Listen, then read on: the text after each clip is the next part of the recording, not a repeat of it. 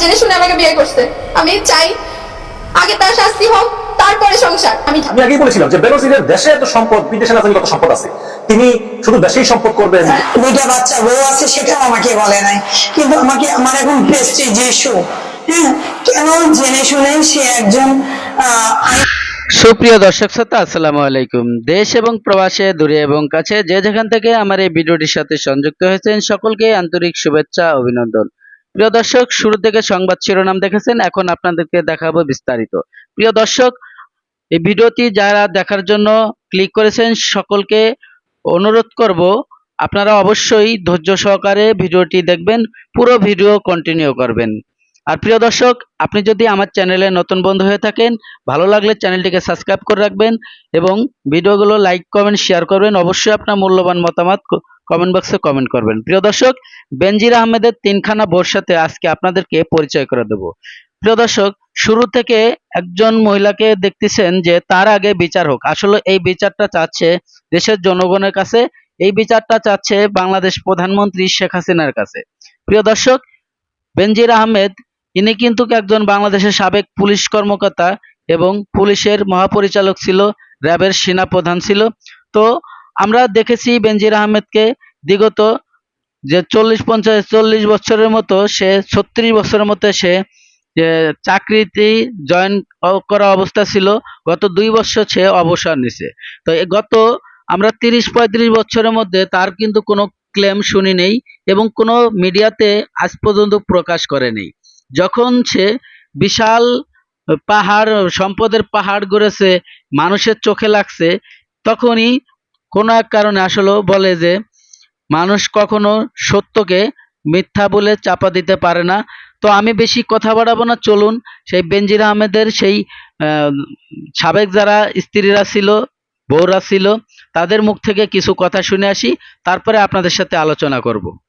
সে সুযোগ নিয়ে আমাকে ইউজ করার জন্য বিয়ে করছে, আমার টাকা হাতানোর জন্য। কিন্তু আমার এত টাকা নাই। সে 2.5-3 কোটি টাকা দামের গাড়ি ইউজ করে আমার বাসার গ্যারেজের সিসি ক্যামেরা ফুটেজ চেক করলে আপনারা সবাই দেখতে পারবেন। সে কিন্তু আমার বয়ফ্রেন্ড না, আমার পাস্ট ছিল। প্রত্যেকটা মেয়ের পাস্ট আছে। সে পাস্ট জেনে শুনে আমাকে বিয়ে করছে। আমি চাই আগে তার শাস্তি হোক, তারপরে সংসার। আমি ঢাকা মেডিকেলের ওসিসিতে ছিলাম। আমি কতখানি অসুস্থ, আমি আজকে কেন তার নামে মামলা করতে বাধ্য হয়েছি বনানী থানায়, সেটা আপনারা সবাই বনানী থানায় যে কাউকে জিজ্ঞেস করলে জানতে পারবেন। যেদিন ঘটনা হয় সেদিন ঘুমের ওষুধ খাওয়িয়ে অচেতন অবস্থায় ফেলে যেদিন ইলিয়াস হোসেন চলে যায়, সেদিন খালাকে বলে যায় যে আপনার ম্যাডামকে ডাক। তো প্রিয় দর্শক, আপনারা বেনজির আহমেদের 2 নম্বর স্ত্রীর বক্তব্য শুনেছেন, আর হয়তো আপনারা অনেক কিছুই বুঝতে পারছেন। তো যদি আপনাদের ভালো লাগে ভিডিওটি, অবশ্যই আপনার মূল্যবান মতামত কমেন্ট বক্সে কমেন্ট করবেন। প্রিয় দর্শক, এখন আপনাদেরকে আরেকটি ভিডিও দেখাবো বেনজির আহমেদের, অর্থাৎ 3 নাম্বার বউ। আমরা 1 নাম্বার, 2 নাম্বার, 3 নাম্বার স্ত্রীর খবর পেয়েছি এবং তারা সোশ্যাল মিডিয়াতে আসে বলতেছে যে তার বিচার হোক। তো দর্শক, আমরা এখন 3 নাম্বার স্ত্রীর কথা শুনবো। চলুন আমরা সেই ভিডিওটি দেখি। তো ভিডিও দেখার আগে আরো কিছু আপনাদের সাথে কথা শেয়ার করব। সেটা হচ্ছে, এই বেনজির আহমেদ সাবেক পুলিশ কর্মকর্তা ছিল যখন, তখন কিন্তু উনি মানুষের সাথে এমনভাবে চলাফেরা করছে, ওনার সিনিয়র জুনিয়র প্রশাসনের সমস্ত লোকের সাথে উনি কিন্তু কখনো আলাপ আচরণ, উনি কিন্তু ব্যবহার আচার কখনোই খারাপ করে নাই কারোর সাথে। কেউ কখনো বুঝতেই পারে নাই যে উনার মধ্যে এত সমস্যা। আসলে উনি যখন অবসর নিছে আর ওনার সম্পদের পরিমাণ যখন পাহাড় সমান হয়ে গেছে, তখনই মানুষের আসলে চোখে লাগছে। তো কেউ হয়তো ওনার বিরুদ্ধে একজন মামলা তুলে ধরছে, সে হচ্ছে আমাদের বাংলাদেশের ব্যারিস্টার সুমন ভাই।